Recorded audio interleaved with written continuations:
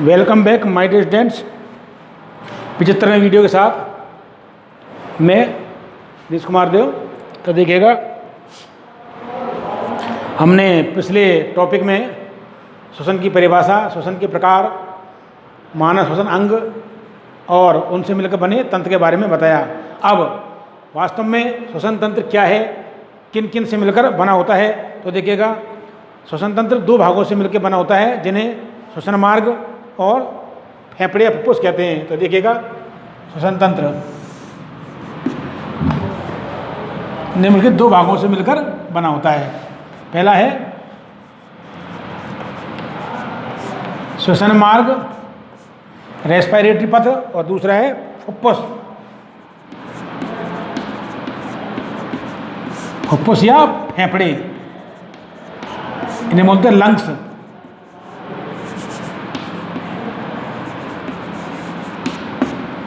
और ये होता है रेस्पिरेटरी पथ।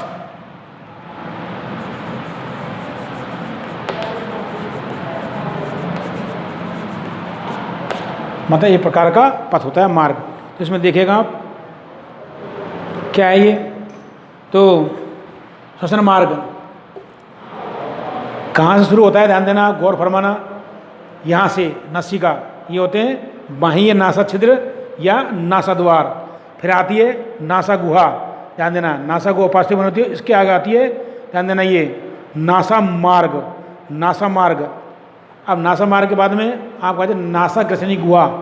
नासा ग्रसनी गुहा के बाद में कंठ, कंठ के बाद में आ जाएगा आपको, ध्यान देना, श्वास नली या ट्रेकिया, श्वास नली या ट्रेकिया।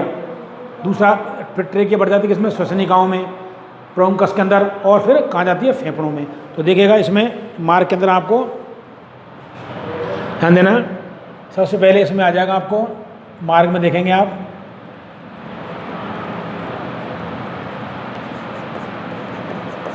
नासा द्वार, इन्हें बोले बाह्य नासा छिद्र, बाह्य नासा छिद्र। दूसरा है नासा गुहा, नेजल कैविटी, नासा गुहा। इसके बाद आती है आपको नासा मार्ग, नासा मार्ग। ध्यान देना, नासा मार्ग 4 अस्थियों को बना होता है, बताएंगे आपको, नेजल, प्रीमैक्सिला, मैक्सिला और एथेमॉइड।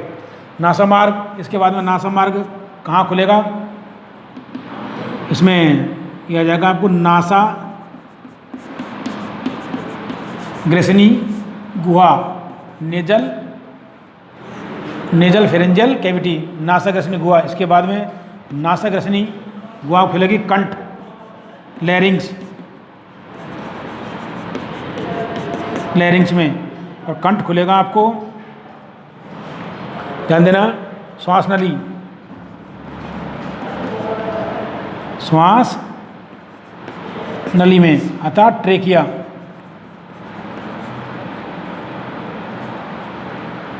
TRACH है ट्रेकिया। फिर ये खुलेगी आपको श्वसनिका,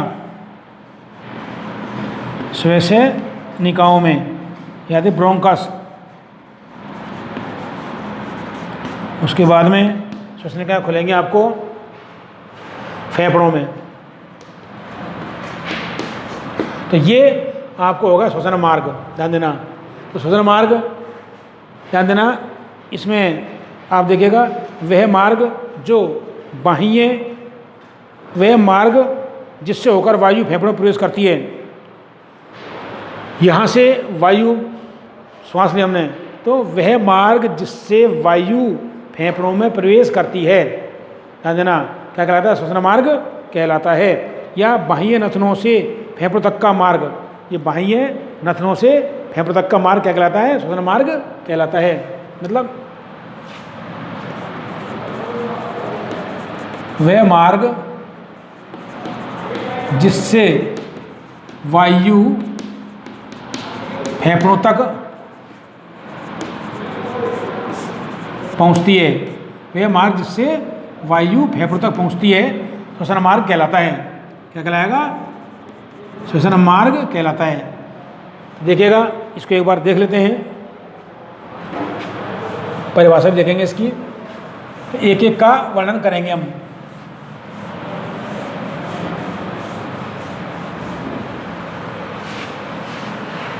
आराम से एक एक वर्णन करते चलते हैं।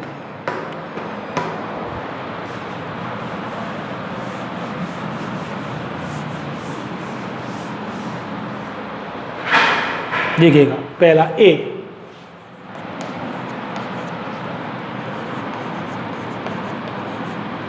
श्वसन मार्ग। क्या परिभाषा है इसकी? वह मार्ग जिसके द्वारा वायु,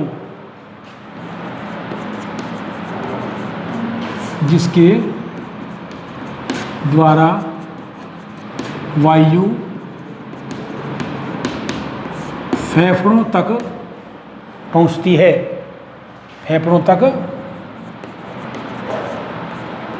पहुंचती है, या क्या दूसरा क्या हो जाएगा, ध्यान देना, बाहरी नथनों से पहुंचती है, अर्थात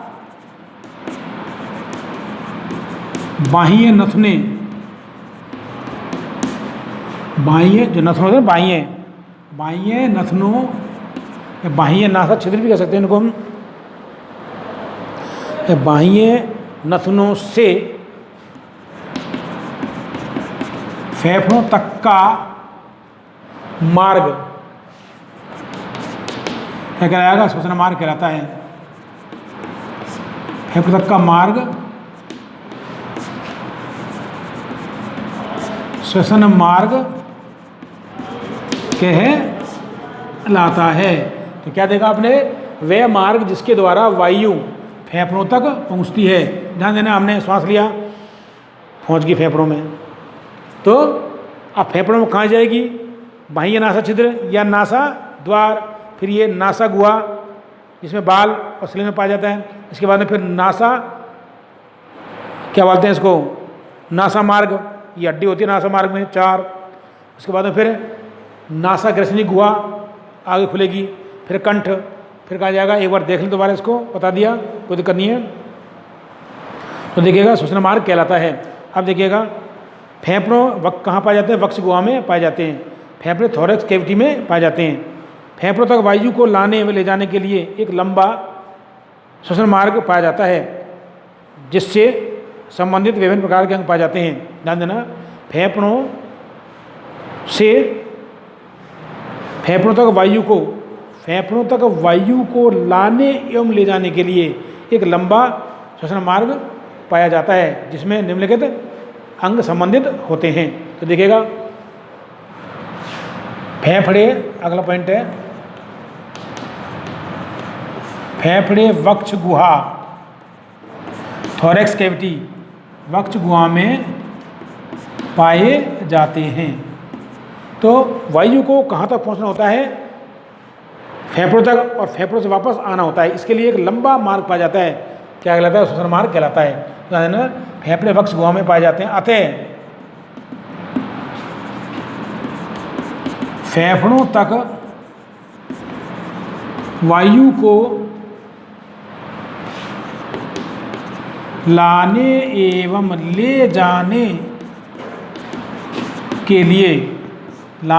ले जाने के लिए एक लंबा श्वसन मार्ग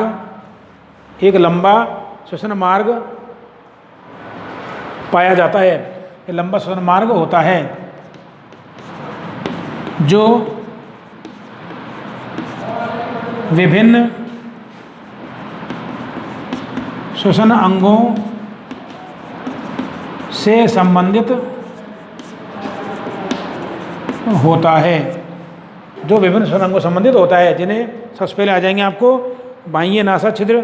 इसको आप एक बार दोबारा देख लें कि श्वसन मार्ग वह मार्ग जिसके द्वारा वायु फेफड़ों तक पहुंचती है, अर्थात बाह्य नथनों से फेफड़ों तक का मार्ग क्या कहलाता है? श्वसन मार्ग कहलाता है। फेफड़े वक्ष गुहा में पाए जाते हैं, अतः फेफड़ों तक वायु को लाने एवं ले जाने के लिए एक लंबा श्वसन मार्ग होता है। ध्यान देना, फेफड़ों तक वायु को ले जाने एवं लाने के लिए लंबा श्वसन मार्ग होता है। इससे संबंधित फेफड़े, इससे संबंधित श्वसन अंग, ध्यान देना, निम्न प्रकार के होते हैं। तो देखिएगा आप, सबसे पहले अध्ययन करते हैं, मैंने आपको मार्ग बता दिया था, दोबारा देख लें इसको। क्या है? बाह्य नासा छिद्र या नासा द्वार, उसके बाद में नासा गुहा। तो हम एक एक का अध्ययन करेंगे, ध्यान रखना। तो सबसे पहले आ जाएगा आपको एक बार डायग्राम देख लें इसका, श्वसन तंत्र का।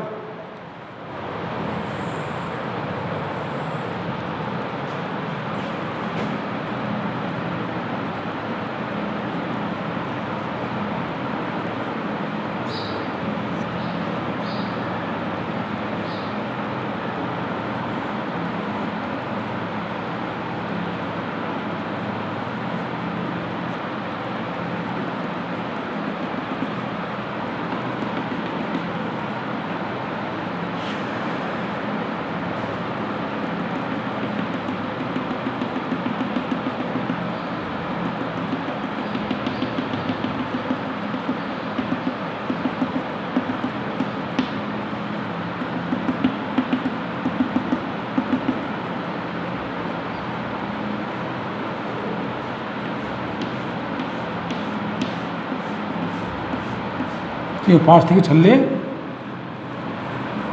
होते हैं, सियाकार के अर्धपूर्ण छल्ले होते हैं ये, हाइलाइन उपास्थि के।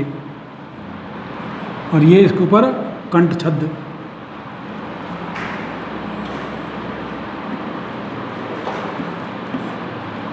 यहीं पर आपको और लंबा जाएगा, ये फेफड़े आएंगे आपके इसमें, देख लेते हैं।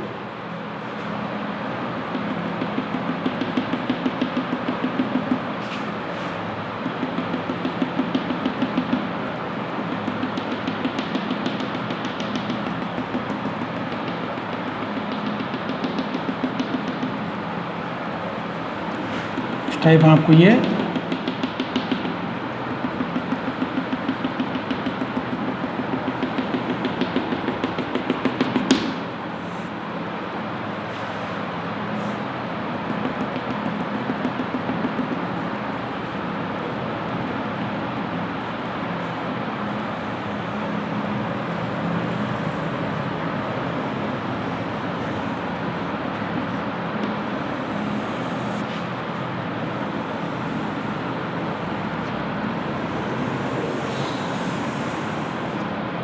ध्यान देना, ये फेफड़ों बट की श्वसनिकाएँ बताएंगे आपको अभी। तो देखिए ध्यान से, इसको हटाओ पहले, कोई दिक्कत नहीं।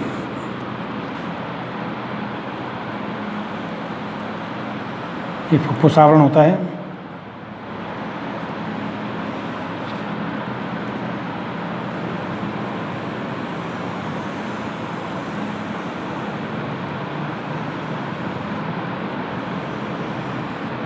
फुफ्फुस की तरह भरा रहता है और इसमें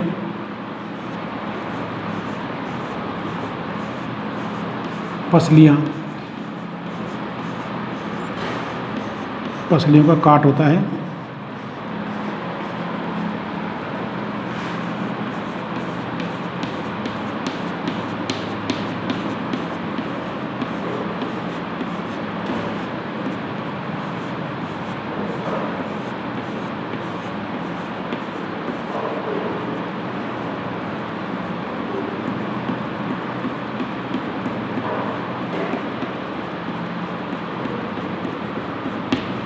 टाइप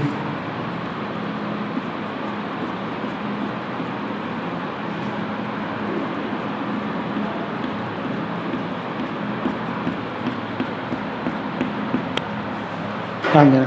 अब देखिएगा आप, यहाँ पर ये हृदय होता है,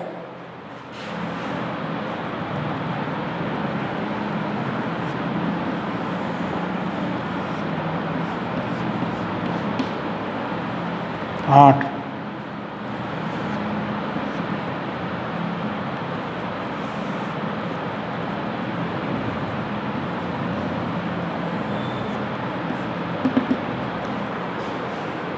ये डायफ्राम।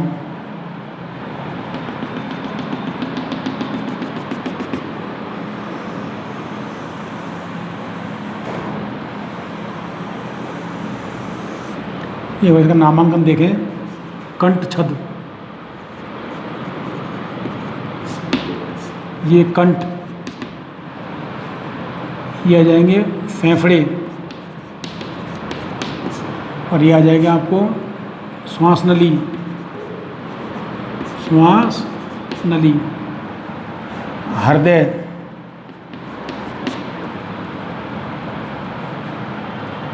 हृदय आ जाएगा, ये आ जाएगा डायफ्राम,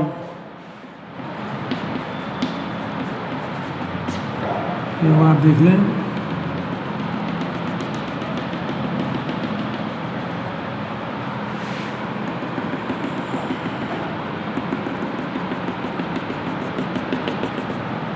इस टाइप अधूरा ही कर दो, इसको छोड़ो।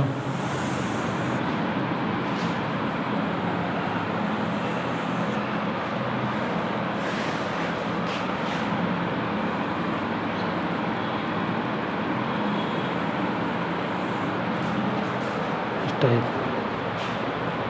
ये ऐसे हो जाएगा।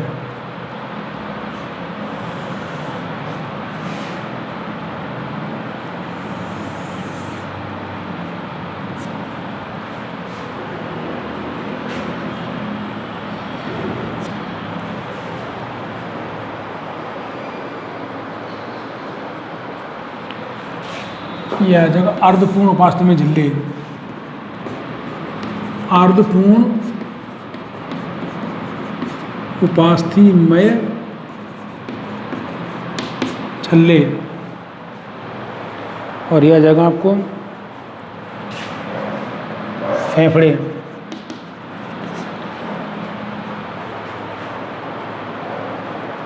ये आ जाएगी, अब इसमें ध्यान देना, ये श्वसन का चली,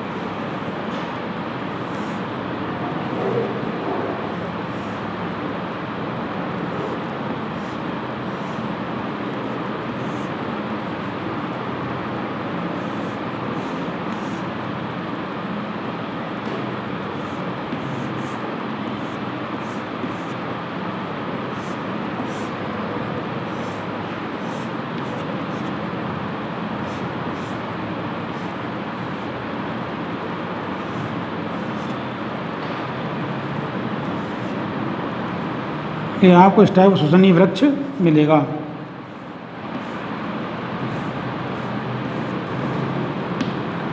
तो ये होती है कूपिकाएँ, कूपिकाएँ, इसके बारे में बताएंगे आपको। और ये फुफ्फुसावरण, फुफ्फुसावरण,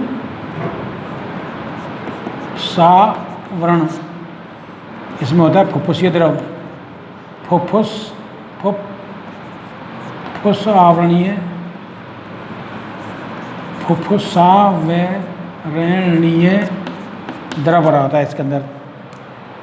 यहाँ आठ हो गया।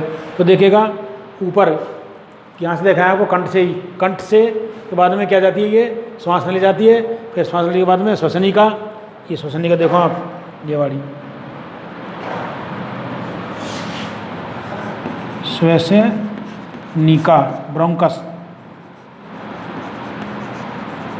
ध्यान देना, ये कंठ है, इसके ऊपर ढक्कन था कंठछद, और यहाँ पर ये उपास्थि में झिल्ले होते हैं, इसलिए ये पचकती नहीं है वायु आने जाने से। तो ध्यान देना, इसके बाद में जो श्वास नली होती है वो दो भागों में जाकर बढ़ जाती है, एक मतलब दाएं हृदय में और एक बाएं हृदय में। बायां सॉरी हृदय नहीं, क्या बोलते हैं उसको, फेफड़े, सॉरी फेफड़े, मतलब बाएं फेफड़े में और दाएं फेफड़े। दायां फेफड़ा थोड़ा बड़ा होता है, इसमें 3 लोब होते हैं। दाएं फेफड़े में 3 लोब होते हैं, 1 2 3, ये 2 लोटों से बना होता है, फप्पोस जो लंग्स होते हैं। तो ध्यान देना, तो इन्हीं के मध्य में क्या पता हार्ट पाया जाता है। तो वायु कहाँ से आएगी? नथनों से होकर के यहाँ आएगी। तो देखो नासा मार्ग, फिर एक बार दोबारा देखें इसको, ये मानव श्वसन तंत्र है। तो देखो सबसे पहले नासा मार्ग में आपको नासा द्वार, इसके बाद में नासा गुहा, फिर नासा मार्ग, ध्यान देना। इसके बाद में फिर जाएगा नासा ग्रसनी, नासा ग्रसनी गुहा, फिर इसके बाद में आ जाएगा आपको कंठ, ध्यान देना। इसके बाद में आ जाएगा आपको श्वसनिका, श्वास नली, श्वास नली, फिर आ जाएगा श्वसनिका, श्वसनिका। उसके बाद में फेफड़े, फेफड़े कूपिकाओं तक जाती है ये। तो ये आपको एक मानव का श्वसन तंत्र है। 1 2 3 4 5 6 7 8 भागों में इसका वर्णन हम करेंगे। तो नासा मार्ग, ये श्वसन मार्ग ये होता है। अब आता है सबसे पहले नासा द्वार। तो ध्यान दीजिएगा इसके बारे में, वर्णन आपको कल कराएंगे हम। आज हम देख लेते हैं कि ये नासा द्वार, ध्यान देना, नासा द्वार। तो नासा द्वार क्या होता है, ध्यान देना। देखिए ध्यान से कि मानव में 1 जोड़ी नासा द्वार पाए जाते हैं, 1 और 1 ये 2, मानव में 2 हो गए ना, 2 नासा द्वार, 1 जोड़ी नासा द्वार पाए जाते हैं जो श्वसन तंत्र के बाह्य नासा छिद्र कहलाते हैं। मतलब सबसे बाह्य नासा छिद्र, इन्हीं से क्या करेगी? वायु प्रवेश करेगी।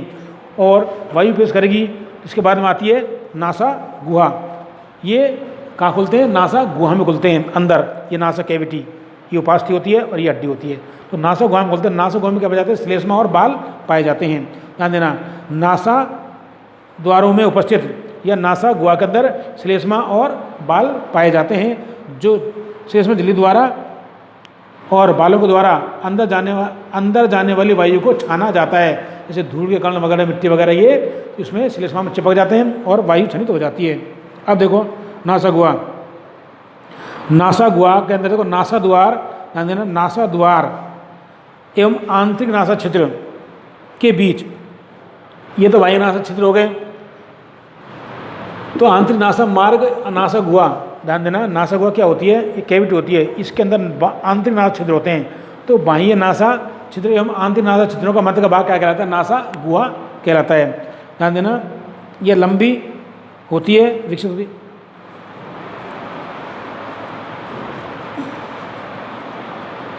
तो देखिएगा, नासा द्वार द्वारा वायु कहाँ जाती है? नासा गुहा में जाती है। और नासा गुहा में क्या हो जाते हैं? रोम। और इन्हीं का क्या होते हैं? आंतरिक नासा छिद्र होते हैं, आंतरिक नासा छिद्र। तो आंतरिक नासा छिद्र और बाह्य नासा छिद्रों के मध्य का जो भाग होता है, नासा गुहा कहलाती है। इसके बाद में आता है आपको नासा मार्ग। नासा मार्ग, ध्यान देना, जैसे ये आपको हड्डी दिखाई दे रही है, ये नासा मार्ग होता है आगे जा करके, ध्यान देना, तालवे से ऊपर। तो ध्यान देना, नासा मार्ग 3 अस्थियों से मिलकर, मतलब पूछी जाती है कि नासा मार्ग में पाए जाने वाली, श्वसन तंत्र के नासा मार्ग में पाए जाने वाली 3 अस्थियों का नाम बताइए। तो अस्थियाँ पहली है नेजल, इसे नोजल भी कहते हैं हम, किसी की बड़ी होता है जी नाक, नेजल, प्रीमैक्सिला, मैक्सिला और एक बार एथेमॉइड। तो नासा मार्ग 4 अस्थियों से मिलकर बना होता है। पहली है नेजल, दूसरी है प्रीमैक्सिला, मैक्सिला और एक पाई जाती है एथेमॉइड। तो ये 4 अस्थियाँ इसमें पाई जाती हैं। इसके बाद में आती हैं आपको नासा ग्रसनी गुहा। नासा ग्रसनी गुहा, नासा ग्रसनी गुहा आंतरिक नासा छिद्रों द्वारा नासा ग्रसनी में खुलती है। तो ध्यान देना, नासा ग्रसनी जो गुहा होती है वो आंतरिक नासा छिद्रों के द्वारा कहाँ खुलती है? ग्रसनी में खुलती है। ग्रसनी में अधर क्षेत्र में उपस्थित ग्लोटिस के माध्यम से ग्रसनी कंठ में खुलती है। तो ये कंठ आ गया, तो ग्रसनी कहाँ खुलेगी? अधर क्षेत्र में स्थित कहाँ खुलेगी? कंठ में खुलती है। ध्यान देना, भोजन को निकलते समय ग्लोटिस एपिग्लोटिस द्वारा ढक दिया जाता है। भोजन को निकलते समय ग्लोटिस एपिग्लोटिस के द्वारा ढक दिया जाता है। अर्थात ग्रसनी क्या करती है? मतलब श्वास नली में भोजन को आने से रोकती है। तो देखिएगा, इसके बाद कंठ आता है लैरिंक्स। लैरिंक्स इसे स्वर यंत्रित कहते हैं। इसमें वोकल कॉर्ड पाए जाते हैं। क्या पाए जाते हैं? वोकल कॉर्ड पाए जाते हैं। यह एक त्रिभुजाकार कक्ष होता है। तो देखिएगा, एक त्रिभुजाकार रूपी कक्ष होता है, इसमें वोकल कॉर्ड पाए जाते हैं जिससे आवाज़ उत्पन्न होती है। इसके बाद में और देखिएगा, इस कंठ में 4 अस्थियों के मिलकर बना होता है ये, थायराइड, ट्रिकोइड, एरिटेनॉइड और एपिग्लोटिस। तो कंठ में 4 अस्थियाँ होती हैं और 4 अस्थियों से मिलकर के बना होता है ये थायराइड, ट्रिकोइड, एरिटेनॉइड और एपिग्लोटिस। इसमें ध्यान देना, मैंने आपको बताया पहले ही कि स्वर रज्जु उपस्थित होते हैं। तो इसका हम आगे आपको कल वर्णन कराएंगे इसका, आप इसको और देखना इस तरह से, तो एक एक का वर्णन कराएंगे इसका आगे। धन्यवाद।